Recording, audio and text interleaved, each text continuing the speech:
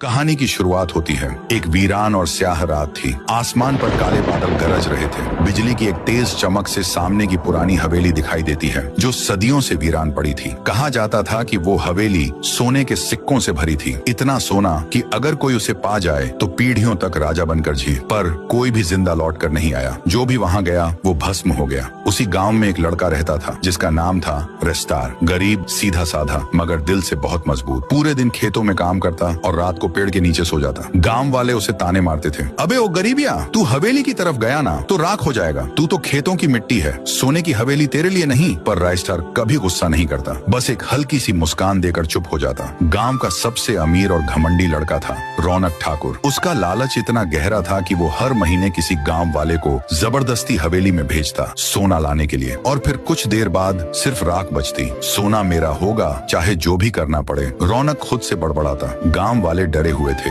लेकिन कोई कुछ कह नहीं सकता था। एक रात रौनक एक रहस्यमयी बाबा के पास जाता है। वो हाथ जोड़कर कहता है, बाबा मुझे हवेली का सोना चाहिए, मेरी जान भी चली जाए तो चले। बाबा धीरे से आंखें खोलता है और कहता है, सोना चाहिए तो सुन, हवेली का खजाना सिर्फ उसका होता है जो उसका असली वारिस है। अगर तू उस वारिस के साथ जाएगा तो तू जिंदा रह सकता है। अगले दिन रेस्टर अपने टूटे जूते और फटी कमीज में खेत से लौट रहा था। हवेली के सामने से गुजरते वक्त उसकी आंखें रुक गईं। वो बुदबुदाया, अगर सब सच है तो आज किस्मत आजमा कर देखता हूँ। जान तो हर दिन जा रही है, कम से कम मरते वक्त कुछ समझ आ जाए। डरते डरते कांपते हुए वो हवेली के दरवाजे को पार करता है और कुछ नहीं होता। ना कोई आग, ना कोई राख, बस एक गूंजती हुई आवाज, वापस आ गया मेरा वारिस। रेस्टार हक्का बक्का रह गया, आंखें चौड़ी, दिल तेज धड़क रहा था। हवेली के अंदर का सोना चमकने लगा था। उसी वक्त रौनक ठाकुर दूर से देख रहा था। वो चौंक गया। वो मरा नहीं, इसका मतलब वो ही है हवेली का असली वारिस। अब रौनक की आंखों में हवेली का सोना नहीं, रेस्टार की मौत की आग जल रही थी। अगले दिन से रौनक ने पूरे गाँव में ऐलान कर दिया, रेस्टार को खोजो, जिंदा या मुर्दा।